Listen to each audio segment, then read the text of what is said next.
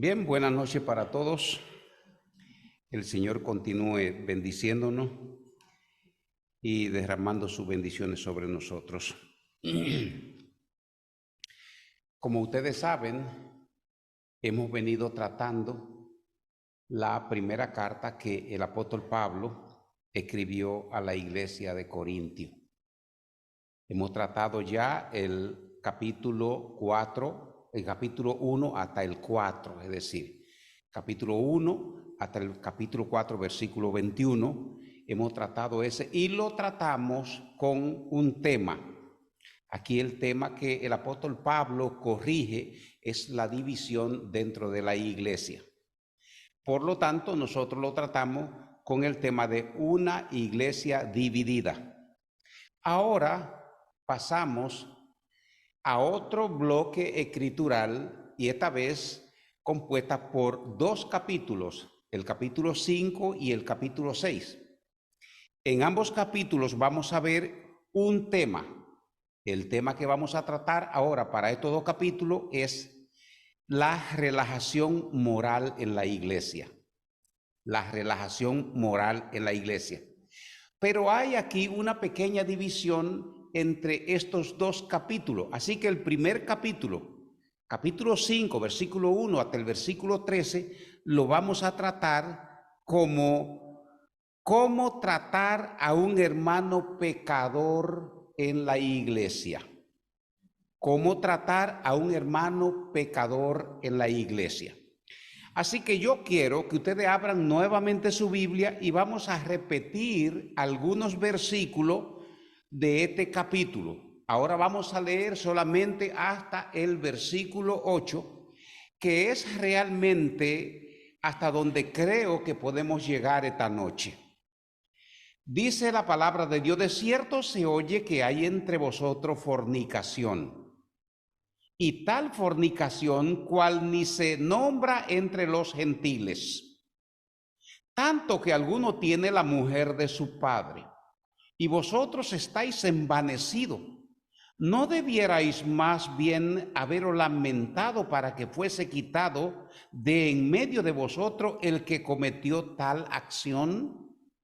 Ciertamente yo, como ausente en cuerpo, pero presente en espíritu, ya como presente he juzgado al que tal cosa ha hecho. En el nombre de nuestro Señor Jesucristo, reunidos vosotros y mi espíritu, con el poder de nuestro Señor Jesucristo, el tal sea entregado a Satanás para destrucción de la carne, a fin de que el espíritu sea salvo en el día del Señor Jesús. No es buena vuestra jactancia. ¿No sabéis que un poco de levadura leuda toda la masa? Limpiaos pues de la vieja levadura, para que seáis nueva masa, sin levadura como sois, porque vuestra Pascua, que es Cristo, ya fue sacrificada por nosotros. El verso 8 dice: así que celebremos la fiesta, no con la vieja levadura, ni con la levadura de malicia y de maldad, sino con panes sin levadura de sinceridad y de verdad. Muy bien, estimados hermanos, yo digo siempre que lamentamos comenzar nuestro mensaje, nuestro estudio de esta noche, diciendo que hay muchas iglesias que tienen miembros dentro de ellas que han caído en pecado de inmoralidad. Ahora, la pregunta que nos hacemos: ¿qué debe hacerse cuando esto ocurre en medio nuestro? ¿Ignorarlo? ¿Orar por ello y esperar que sea Dios el que tome carta en el asunto?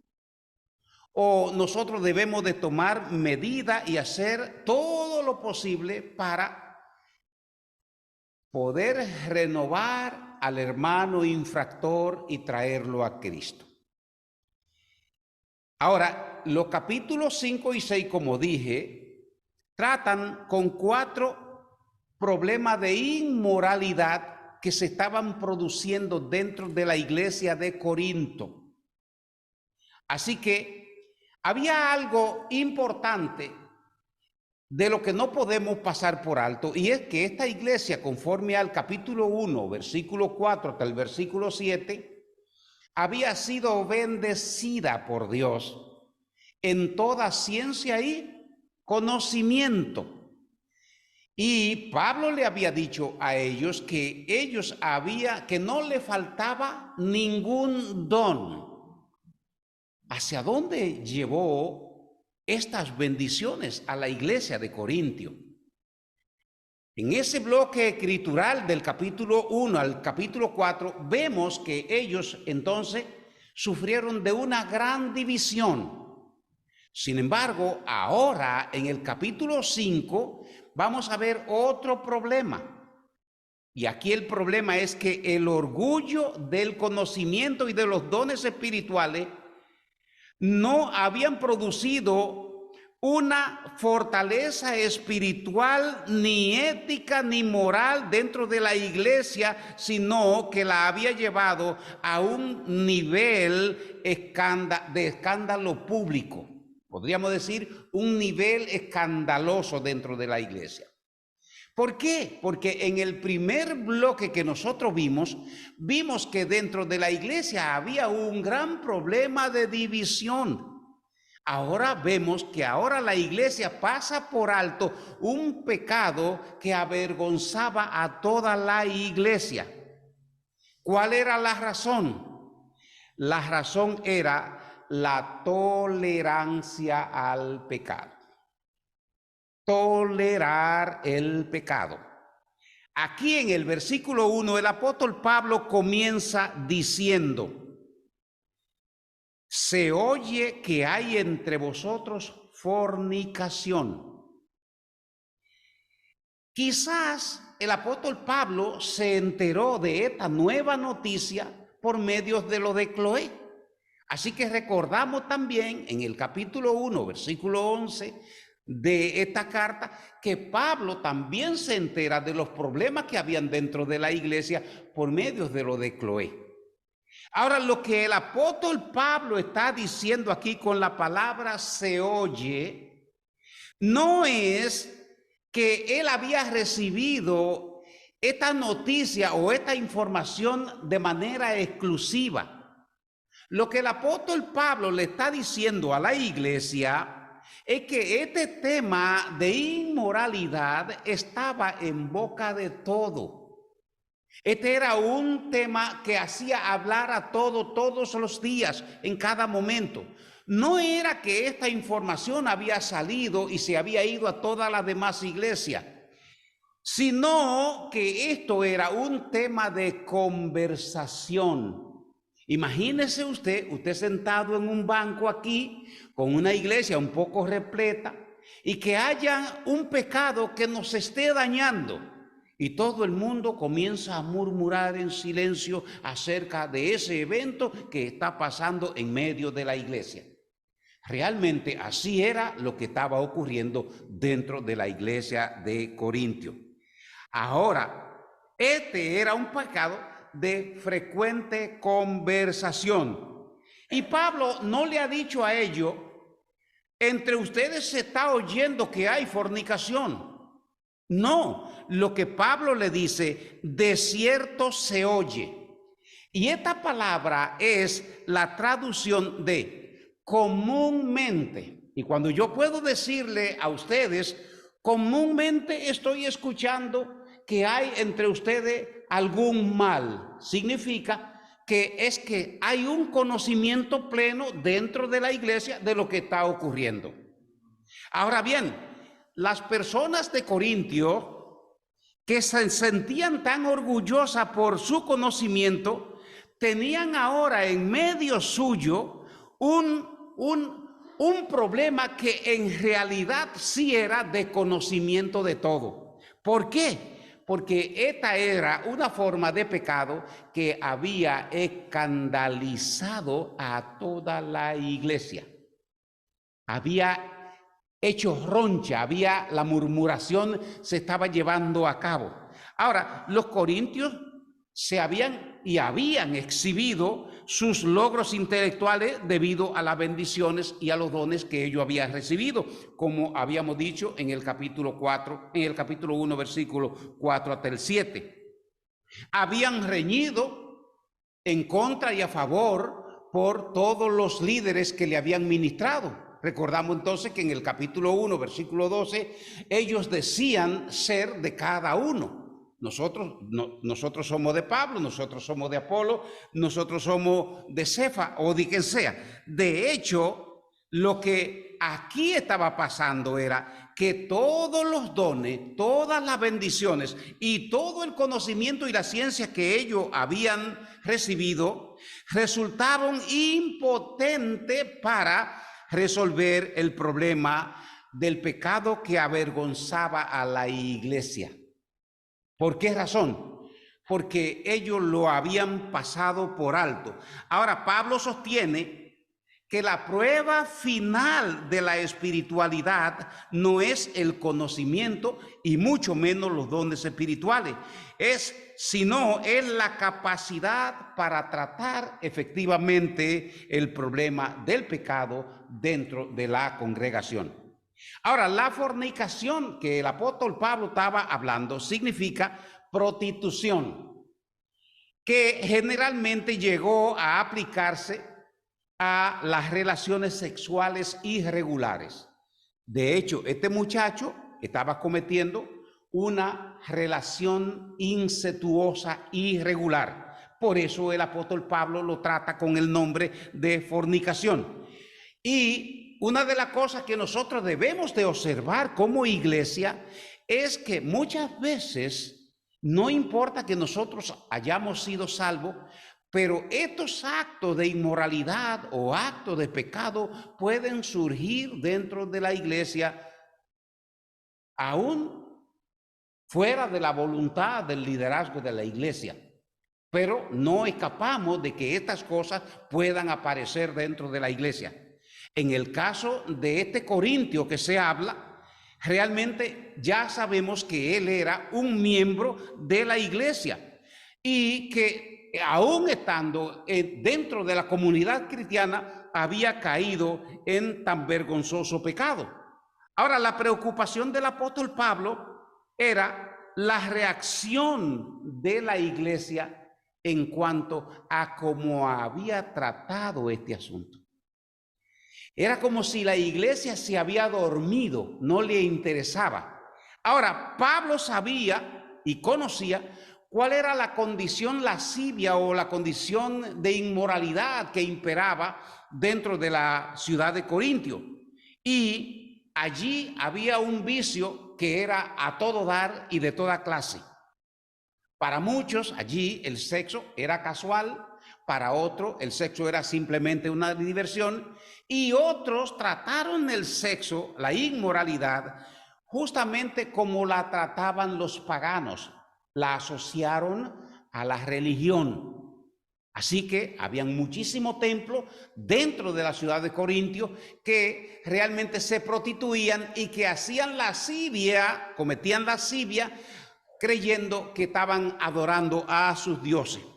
Ahora, el concepto que tenía el apóstol Pablo acerca del cristianismo estaba centrado en Cristo y en su cruz. Por eso es que Pablo habla que lo primero que llegó predicando a la iglesia de Corintio fue al Cristo crucificado. Es decir, yo he traído a ustedes un evangelio y en este evangelio he presentado a Cristo crucificado. ¿Quién? Un Cristo que puede hacer santo a los hombres y puede salvarlo.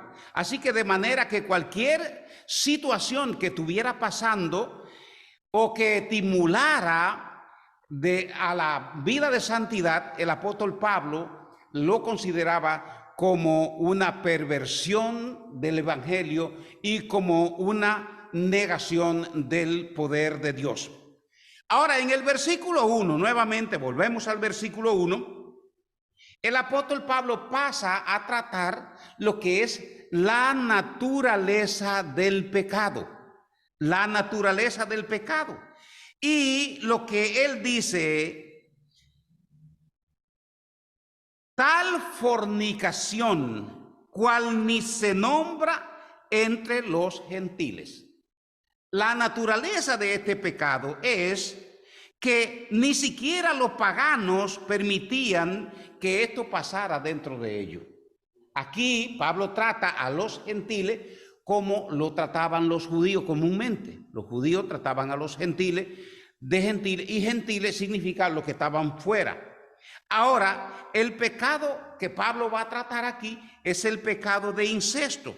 Un hombre estaba viviendo con su madrastra, con la mujer de su padre.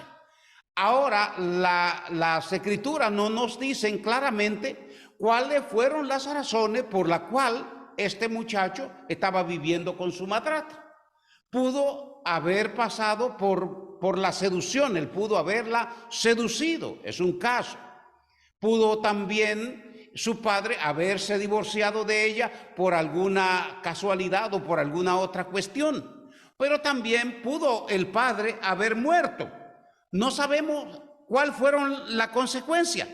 Ahora, lo que sí decimos, fueren lo que fueren los detalles, este hecho era considerado como una situación perturbante y pecaminosa dentro de la iglesia de los Corintios.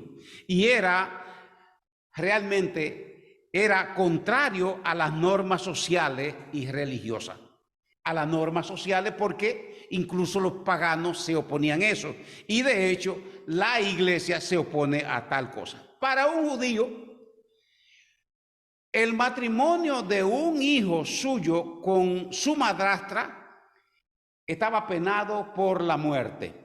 Así que Moisés escribe al pueblo de Israel prohibiéndoles realmente tal relación, y en Levítico capítulo 18, versículo 8, y en Deuteronomio capítulo 22, versículo 30, encontramos ese mandato bíblico acerca de cómo un hijo debe de tratar a su madrastra. Aún la ley romana prohibía esta clase de uniones. Así que realmente el apóstol Pablo estaba preocupado, pero estaba preocupado por lo que estaba pasando dentro de la iglesia de los Corintios. Ahora, la frase que él pronuncia, tiene la mujer de su padre, aquí, cuando usted mira, el verbo sugiere que la relación entre el hombre y la mujer era una relación continuada. No era una relación de que él vivía un tiempo allí y otro, no. Esta relación se estaba llevando a cabo y estaban viviendo en el mismo lugar. Para el apóstol Pablo, esto era una situación intolerable, y esta es la manera que sostiene él de cómo el pecado puede engañarnos también a nosotros. Ahora, no estaba claro por qué la iglesia no había llamado a este infractor al orden o a la disciplina. ¿Por qué no lo había corregido? Probablemente pensamos que era un hermano prominente dentro de la iglesia y que ninguno de los miembros querían enfrentar. O puede que la iglesia hubiese estado envanecida o envuelta en las riñas, como nos enseñan los primeros 4 capítulos, y pasaba por alto un pecado de esta índole. Ahora, muchas veces, no solamente la iglesia de Corintio, muchas veces hay vicios y pecados que son pasados por alto porque se ignora el valor de la consecuencia hacia el futuro. Es decir, cuando dentro de la iglesia ocurren cosas que nos llaman la atención, sin embargo que nosotros no tomamos la medida del lugar, es porque desconocemos cuál va a ser el daño que ese mal va a producir a largo plazo dentro de la iglesia. Ahora, sea como sea, el apóstol Pablo ya había decidido tomar este asunto directamente. Ahora, en el versículo 2, el apóstol Pablo dice lo siguiente: vosotros estáis envanecidos. ¿No debierais más bien haberos lamentado para que fuese quitado de en medio de vosotros el que cometió tal acción. Ahora, aquí el verbo envanecido también lo encontramos en un tiempo perfecto, indicando una condición de orgullo carnal. Cuando Pablo le dice a la iglesia, a los hermanos o al liderazgo de la iglesia, ustedes están envanecidos, lo que Pablo le está diciendo es, ustedes como hermanos carnales tienen un orgullo que no miran ni a diestra ni a siniestra. La iglesia de Corintio estaba orgullosa de los conocimientos, como nosotros hemos mencionado tantas veces ya en el capítulo 1, versículo 4 al 7. Pero el apóstol Pablo señala que hay que tener cuidado porque ninguna condición intelectual, ninguna condición religiosa pueden quitar la mancha que produce el pecado dentro de la congregación. Es decir, no hay cosas que puedan lavar a la iglesia cuando dentro de ella surgen mal, que lo que hacen es que la destruyen. Realmente es lamentable y muchísimas veces uno piensa en qué puede uno hacer cuando hay hermanos que no responden a la espiritualidad. Dentro de esta iglesia, realmente era la congregación la que no estaba respondiendo a la espiritualidad. En el lugar de vivir cegado por el orgullo, dice el apóstol Pablo, la iglesia debía de estar llorando, debía de estar lamentándose por lo que estaba pasando en el seno de la iglesia. Aquí la palabra o la forma verbal que utiliza el apóstol, ¿no debierais más bien haberos lamentado? Esto indica una acción que debió haberse llevado hacía tiempo. Cuando Pablo dice, ¿no debían ustedes haberse lamentado? Lo que le está diciendo el apóstol Pablo aquí es, ustedes debieron haber hecho eso hace ya mucho tiempo. No es cosa de ahora. Ustedes debieron haber trabajado en eso. La iglesia debió haberse lamentado y haber llorado que uno de sus miembros hubiera caído a un punto tan bajo, cometiendo un pecado de una índole que avergonzaba a toda la iglesia. Realmente, yo no digo que en medio nuestro no se hayan producido casos de pecado, pero Dios nos ha dado la fortaleza de que realmente hemos tenido la oportunidad de resolver algunas cosas que se presentan. Así son las iglesias locales. No están exentas de que aparezcan miembros que tienen poco conocimiento de la palabra y puedan caer en la desventaja o en el engaño de Satanás. Ahora, la palabra lamentado aquí es igual a un lamento fúnebre. Es un acto público de dolor por la partida de un familiar. Lo que dice el apóstol Pablo a la iglesia es que ellos debían de estar en una condición de lamento tal que debían de estar arrodillándose y lamentándose, como si alguien dentro de la familia de la fe hubiera muerto. ¿Por qué? Porque se experimentaba un dolor interno en la mente y en el corazón. Cuando se rompe la unidad de la iglesia, entonces debían ustedes estar lamentándose. En el caso de Pablo, aquí no está culpando a la iglesia porque uno de sus miembros haya caído en pecado. Más bien, lo que el apóstol Pablo está haciendo es que está culpando a la iglesia de tolerar que en el seno de la iglesia se esté produciendo un pecado de esta índole. Por ejemplo, hay un caso de una iglesia que encontramos en el libro de Apocalipsis, capítulo 2.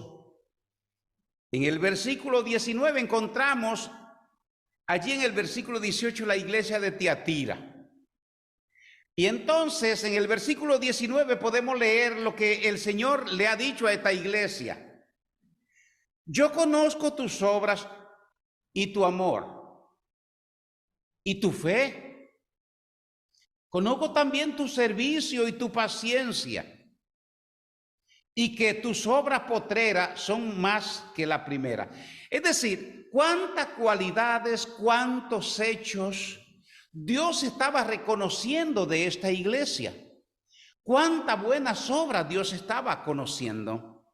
Probablemente cuando miramos la iglesia de Corinto, podemos estar viendo cuántas cualidades tiene esta iglesia, cuántos hombres que tienen buen conocimiento y cuántos dones espirituales y cuántos dones de sanidad y de lengua encontramos en esta iglesia. Pero cómo esta iglesia cae en esta desventaja, esta iglesia cae en ese problema. Bueno, continuando nuestra lectura dice, pero tengo una poca cosa contra ti. Si yo volteara la página y me fuera ahora a la persona del apóstol Pablo, y el apóstol Pablo se hubiese parado y se hubiese detenido y decirle a la iglesia de Corintio, bueno, ustedes tienen buen conocimiento, ustedes han sido favorecidos con buena ciencia y con todos los dones espirituales. Pero yo tengo contra ustedes que han tolerado un pecado de esta índole en su seno. El Señor corrige a esta iglesia en Tiatira y le dice, tengo una poca cosa contra ti, que tolera. Aquí viene entonces la palabra tolerar. Tolera que esa mujer Jezabel que se dice profetiza, enseñe y seduzca a mi siervo ¿a qué? A fornicar. Realmente el acto que se estaba produciendo en Corintio era un acto de fornicación. El que el apóstol Pablo ha dicho, de cierto se oye que hay entre vosotros fornicación, la cual o la tal fornicación que hay en medio de ustedes, ni aun los gentiles se atreven a hablar de esas cosas. Ni siquiera los paganos se atreven a mencionarla dentro de ellos, y mucho menos esas cosas pueden producirse en el seno de las reuniones de los paganos. Así que ¿cómo es posible que ustedes, dentro de ustedes, estén pasándose esas cosas? Ahora, la iglesia debió haber tomado una decisión al respecto y sentirse apenada de que tal situación estuviese pasando dentro del seno de la iglesia. Ahora, en los versículos 3 al 5, el apóstol Pablo va a tomar lo que se llama el juicio apostólico. Aquí dice el apóstol Pablo, puesto que la iglesia era independientemente tolerante con la situación, entonces el apóstol Pablo se va en la obligación de proceder con su recomendación, y esto implica un triple juicio. Bueno, ya que la iglesia no reacciona, ya que la iglesia no hace nada, el apóstol Pablo dice, yo voy a tomar una decisión. Y la decisión que el apóstol Pablo va a tomar tiene tres implicaciones. La primera implicación que tiene es que él va a tomar su propia decisión. Dice, ciertamente yo, como ausente en cuerpo, pero presente en espíritu, ya he juzgado al que tal cosa ha hecho. La iglesia de Corinto estaba presente en el lugar, pero debió haber tomado una decisión disciplinaria contra aquel infractor. Sin embargo, no lo había hecho. Ahora, Pablo estaba ausente tanto en persona como en el lugar. Pablo no se encontraba. Sin embargo, él aquí pudo excusarse y decir, bueno, este problema que está pasando dentro del seno de la iglesia en Corintio es un problema que concierne a una iglesia local. Esa es su responsabilidad. No. El apóstol Pablo estaba interesado en la salud espiritual de la iglesia y de sus hermanos. Ahora bien, de manera que para él este proceso era como si él estuviera sentado dentro de la congregación. El apóstol Pablo le ha dicho, yo estoy en espíritu, pero estoy presente con ustedes. Estoy ausente en el cuerpo, pero estoy presente en espíritu. Así que la decisión que él ha decidido tomar es exactamente la misma que si él estuviese sentado con ellos dentro de la iglesia. Ahora bien, lo que él le dice: yo ya he decidido y sentenciado. En este sentido es como si tuviera presente en la iglesia. Yo ya lo he decidido, ya yo he sentenciado eso. Aquí la palabra juzgado significa un juicio llevado a cabo, o lo que es lo mismo, un juicio terminado. Ya el apóstol Pablo ha terminado su juicio. Ha sido un juicio llevado a cabo y una decisión llevada a cabo. La decisión que el apóstol Pablo ha tomado es una decisión acabada. Ahora, tal solución dentro de la iglesia, o tal condición que se estaba viviendo, estaba desafiando abiertamente las costumbres sociales. ¿Por qué? Porque esto no se oye ni dentro de los gentiles, ni dentro de la sociedad se escuchan semejante cosa.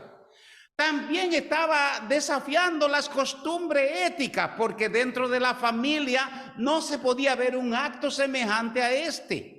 Porque tanto la sociedad judía como el Imperio Romano, como la iglesia, estaban opuestos a que este tipo de relación ocurriera dentro de la iglesia. Pero lo más importante era que esto estaba desafiando a la misma iglesia en Corinto. Ahora, el procedimiento, en segundo lugar, el procedimiento de la congregación. Aquí el versículo 4 es la base para el procedimiento apostólico.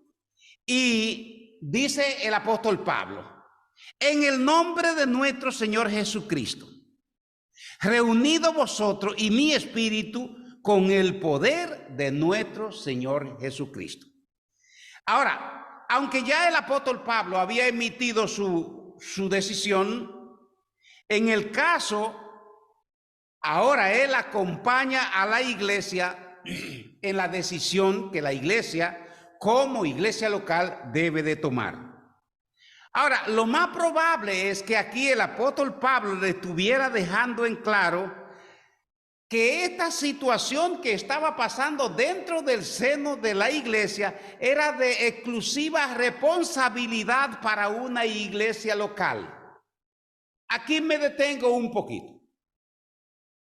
Cuando un problema de índole de pecado ocurre dentro de la iglesia local, es un asunto de las autoridades locales de esa iglesia lo que tienen que estar al tanto para resolver el problema.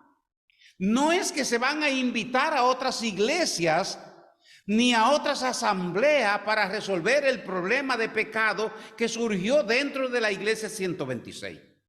Este es un asunto de los ancianos de la iglesia 126 y ellos tienen que asumir la responsabilidad. Ahora el apóstol Pablo da una buena pista aquí para resolver problemas espirituales de pecado dentro de la iglesia.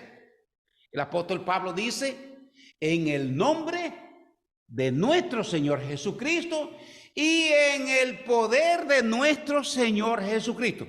Son dos cosas muy importantes. Así que lo más importante que el apóstol Pablo dice no es cosa de autoridad humana o de poder humano lo que se va a hacer. Aquí vamos a hacerlo bajo la solución divina. Y la solución divina es el poder de nuestro Señor Jesucristo. Ahora, cuando el apóstol Pablo habla del poder de nuestro Señor Jesucristo y habla de en el nombre de nuestro Señor Jesucristo, lo que está diciendo dos cosas muy importantes. La primera cosa importante que está diciendo es que cuando lo hacemos en el nombre de Jesús, lo estamos haciendo conforme a su palabra. No hay otra guía más que la palabra de nuestro Señor Jesucristo. Y si yo revisara en la Biblia lo que es la palabra de nuestro Señor Jesucristo, diría que yo estoy actuando en la solución de un problema espiritual dentro de la iglesia bajo el poder y la dirección que me da el Evangelio de Cristo, bajo la dirección de su palabra. Y sin lugar a duda, estimados hermanos, que cuando actuamos bajo el poder de nuestro Señor Jesucristo, es decir, bajo su palabra, de igual manera vamos a actuar bajo su poder.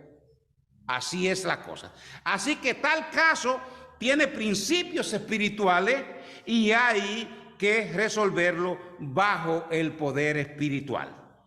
Este caso de rebeldía se resolverá en el nombre y bajo el poder de nuestro Señor Jesucristo. Aquí su presencia, me refiero ahora aquí, la presencia del apóstol Pablo, como ya él lo dijo anteriormente, sería una presencia invisible, pero él iba a ejercer de igual manera su influencia en la decisión que la iglesia iba a tomar. Sin embargo, en tal situación se necesita una tercera presencia suprema. En este caso se necesita una tercera presencia suprema. ¿Para qué? Bueno, para darle validez a tal sentencia. Porque aquí se va a dictar una sentencia. Ahora el apóstol Pablo también aquí recomienda un principio legal. ¿Cuál es el principio legal que el apóstol Pablo va a recomendar?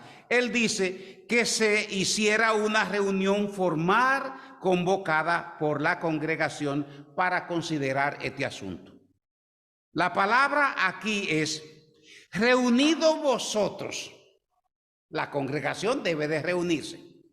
Una cosa que debemos de tomar en cuenta es que cuando vamos a hacer o a tomar una decisión dentro de la iglesia debe de reunirse con su liderazgo.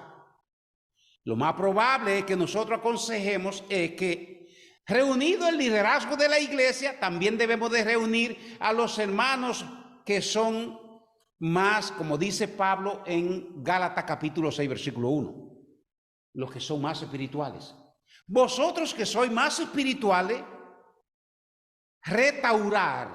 restauremos, los que somos más espirituales, dice él.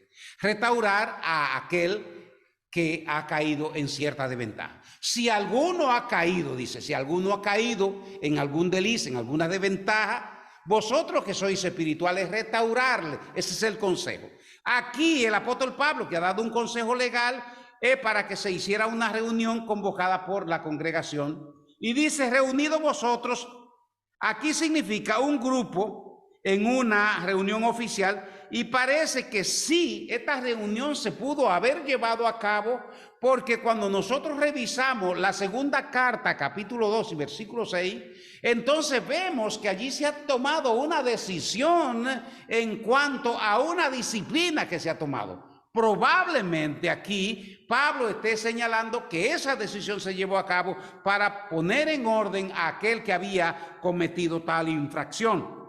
Ahora, tanto la dirección divina como la reunión convocada debía operar, nuevamente lo repetimos, bajo el poder de nuestro Señor Jesucristo. En tercer lugar, viene lo que es el procedimiento eclesiástico en el versículo 5. En tal caso, todo lo que ha venido haciéndose se ha hecho con un propósito y se ha hecho bajo una dirección. La dirección que se ha tomado es la dirección de nuestro Señor Jesucristo. ¿Para qué? Para llegar a la culminación del procedimiento oficial. La iglesia tiene que llegar al final del procedimiento, donde se podría pensar o se podría decir incluso que hay que oír el dictamen que la iglesia va a pronunciar.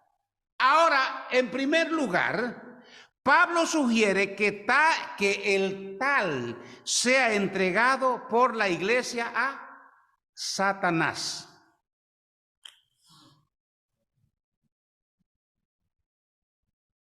Primero, repito, Pablo sugiere que el tal sea entregado a Satanás. En este punto surgen varias interpretaciones. Hay algunas interpretaciones. Nosotros tenemos nuestra propia interpretación porque estudiamos también la palabra de Dios. Aquí, tal acción que está sugiriendo el apóstol Pablo es que debe de ponerse al infractor fuera de los límites de la iglesia, donde gobierna Satanás como príncipe de este mundo. ¿Dónde tiene Satanás su dominio? En el mundo. Bueno, el apóstol Pablo dice que el tal sea arrojado a Satanás, quiere decir que entonces debemos de ponerlo bajo los dominios de Satanás, separado de la influencia espiritual de la iglesia y de la comunión de sus hermanos. Aquí sería un grave problema. ¿Por qué? Porque entonces el hermano se vería, de hecho está en pecado, está ofendiendo a Dios, está ofendiendo a la persona de Cristo. Pablo pudo haberle dicho, mira, al Cristo que tú has ofendido, al Cristo que tú has manchado, al que tú no has respetado con los hechos que ha cometido, ese es el que te está juzgando. Es su poder el que está ejerciendo juicio sobre ti. Y la determinación que ha tenido ese Cristo resucitado es que te ha apartado, te ha sacado. Ustedes recuerdan el caso de Saúl. Saúl realmente, porque desobedeció a Dios, se le quitó el reino, es decir, fue apartado. Pero no estamos en ese caso. El segundo propósito es que aquí el propósito es para la destrucción de la carne. Y aquí la palabra destrucción significa arruinar, más bien que destruir o aniquilar. El propósito aquí para este hermano que ha cometido tal infracción no es destruirlo, sino es arruinar su carne. La cuestión es que si el hombre es entregado así al mal, entonces él va a agotar su fuerza física y va a arruinar sus oportunidades de felicidad. Él no va a ser feliz al ambiente donde va a ser arrojado. Hay un ejemplo que nosotros podemos tomar y es el del hijo pródigo. El hijo pródigo, aún recibiendo todos los bienes que lo fortalecían carnalmente, se dio a los placeres, pero llegó un momento de aflicción. Y esos momentos de aflicción le hicieron pensar y recapacitar de que era mejor estar bajo los dominios del Padre, es decir, bajo la influencia de su Padre. Ahora bien, en el caso del hermano infractor, sería como hacer que él reconociera cuál era la importancia espiritual y la comunión que él tenía con Cristo y su iglesia. Si él lograba aprender eso, entonces realmente la sentencia que se le estaba dando era más bien una sentencia curativa que destructiva. Así pasó en el caso de Primera de Timoteo, capítulo 1, versículo 20, donde el apóstol Pablo puso en manos de Satanás a dos hombres, a Himeneo y a Alejandro. Ahora, terminamos con esto. Esta acción se tomaba con un propósito. El propósito era proteger a la iglesia de la infiltración del pecado y también que el espíritu de este hombre sea salvo en el día del Señor. Ahora, todo esto tiene una idea central. Es que si este hermano tiene alguna sensibilidad hacia la gracia redentora de Dios, entonces la disciplina puede devolverlo nuevamente a la comunión con sus hermanos cristianos y a su iglesia. De no hacerlo así, entonces este hermano estaba en una situación de perdición carnal.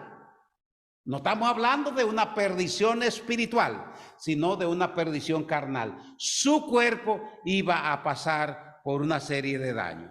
Así que una iglesia, por lo tanto, que tolera el pecado, estimados hermanos, es una iglesia carnal. Tenemos que tener mucho cuidado con eso. Debemos de ser espiritual. Espiritual es el seguir los lineamientos de la voluntad y de la palabra de Dios. Que Dios le bendiga.